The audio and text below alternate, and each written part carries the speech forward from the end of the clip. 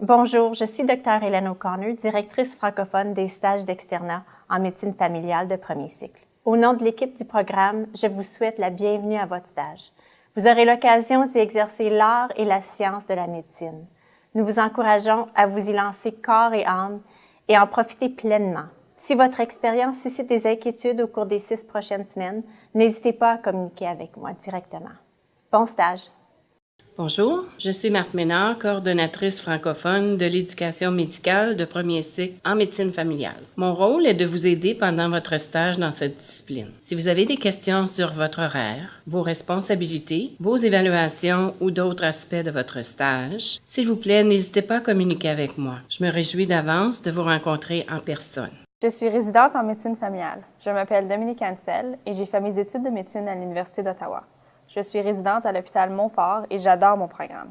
Comme toujours, ce sera à vous de tirer le meilleur parti des 6 prochaines semaines.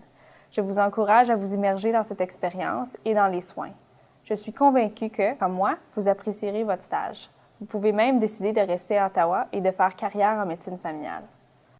Pour le moment, vous vous demandez peut-être en quoi consiste exactement la médecine familiale. Le Collège des médecins de famille du Canada a énoncé 4 principes qui décrivent la spécialité de la médecine familiale. Le premier décrit le médecin de famille comme un clinicien compétent. Les médecins de famille doivent être capables de gérer un éventail diversifié de troubles médicaux et d'approcher le patient dans un cadre biopsychosocial. Le deuxième porte sur la médecine familiale en tant que discipline qui s'exerce dans la communauté. Les médecins de famille sont supposés prévoir et régler les défis présents dans la communauté où ils pratiquent. Ils sont souvent très intégrés dans leur communauté, à bien des égards, qui dépassent le champ d'action de leur clinique, que ce soit pour la promotion de la santé publique, le travail dans différentes unités hospitalières ou le suivi à domicile des patients en soins palliatifs.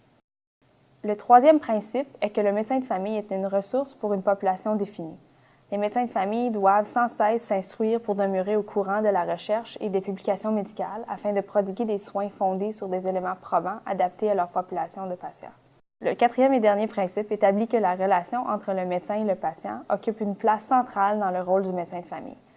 Les médecins de famille estiment que pour offrir les meilleurs services médicaux, il est très important de comprendre le contexte du patient et de forger une relation de collaboration avec lui. En fin de compte, ce principe leur permet de mieux aider les patients à prendre leurs propres décisions en ce qui a trait à leurs soins de santé.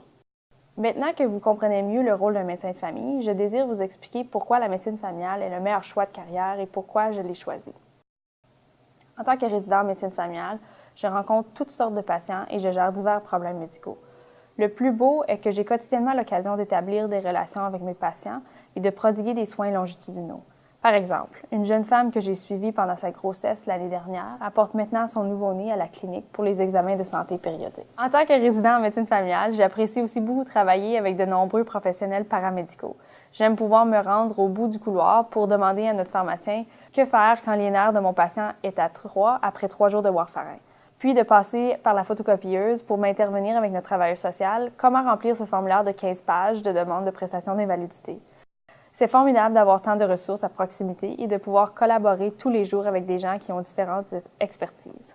Une raison importante pour laquelle j'ai choisi la médecine familiale est les diverses possibilités professionnelles qu'elle offre. Le médecin de famille comble de nombreux créneaux dans la communauté médicale, que ce soit dans la salle d'urgence, dans la salle d'opération, dans les services d'hospitalisation ou de maternité. Personnellement, je veux explorer l'option de formation supplémentaire en urgence, ce que je peux très bien faire de bien des façons. Ces possibilités offrent beaucoup de latitude et se présentent tout au long de la carrière d'un médecin de famille. Un autre aspect intéressant de la médecine familiale est qu'il y a beaucoup de possibilités d'emploi. Que vous voulez travailler au cœur d'une grande ville ou paisiblement à la campagne, vous pouvez vous établir à peu près n'importe où au Canada. Étant donné que les médecins de famille peuvent fournir un vaste éventail de soins, il y a souvent de la place pour eux dans n'importe quelle communauté. En fait, la médecine familiale offre des possibilités illimitées. Que signifie tout cela pour vous pour les 6 prochaines semaines? L'essentiel est de bien comprendre la médecine familiale et d'en retirer de la satisfaction. J'ai indiqué ce que le médecin membre du personnel attendra essentiellement de vous en tant que stagiaire de 3e année.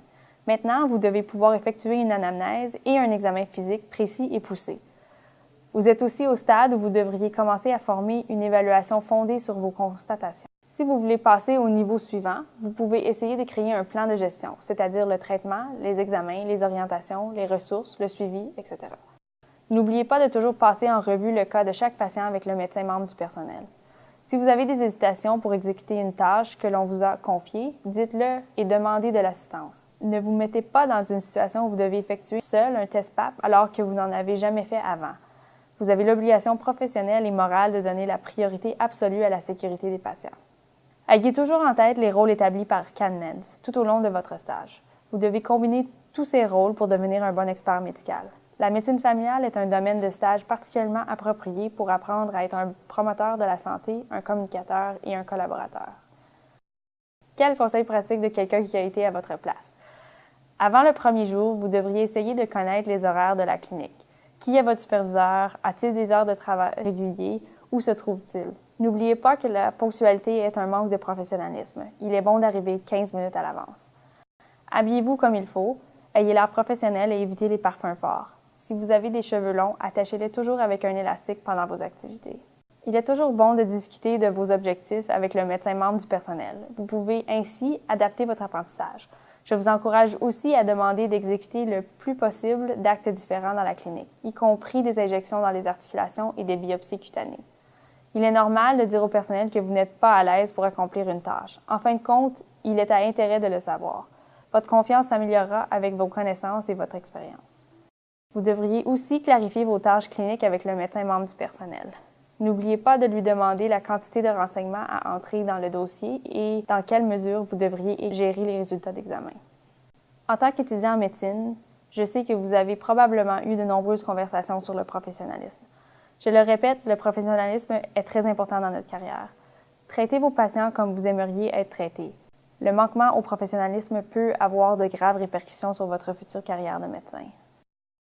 Voici maintenant le petit souci de tout le monde, votre évaluation. Ne vous en faites pas, j'ai réussi à passer à travers, vous le pouvez aussi. Je vais résumer ce que vous devez faire pour réussir le stage. Comme pour tous vos autres stages, vous devez réussir votre examen en médecine familiale. Il consiste en une évaluation pratique fondée sur les objectifs d'apprentissage de cette discipline. Vous devez aussi veiller à ce que toutes vos évaluations soient remplies d'ici le dimanche avant minuit de la 6e semaine. Rappelez aux médecins membres du personnel de remettre vos évaluations de mi-parcours et finale. D'ici le dimanche avant minuit de la 6e semaine, il faut aussi envoyer les formulaires d'observation des compétences cliniques en médecine familiale et l'exercice de mini-évaluation du professionnalisme, les formulaires des professionnels paramédicaux et votre T-Clerk terminé. Vous devez assister à tous les modules d'apprentissage. Si vous en manquez un, vous devrez présenter un résumé écrit du sujet pertinent. Si vous n'accomplissez pas toutes ces tâches, Marthe Ménard puis le Dr Antoine Gagnon, le directeur des stages d'externat, communiqueront avec vous. Si vous avez des préoccupations pendant votre stage, je vous encourage fortement à communiquer avec le Dr O'Connor et Marthe Ménard. Ils sont là pour vous aider. Sur le site web du département de médecine familiale, vous trouverez divers renseignements de ressources sous l'onglet « Études de premier cycle ». Je vous encourage à y jeter un coup d'œil le plus tôt possible quand vous aurez l'occasion et de revenir et consulter régulièrement. Et voilà, j'espère que cette présentation aura répondu à quelques questions. Je le répète, vous êtes ici pour vous instruire et profiter de l'expérience. Si vous avez des questions, Marthe Ménard est votre principale personne ressource. Explorez les autres tutoriels pour avoir des détails sur votre stage. Bonne chance!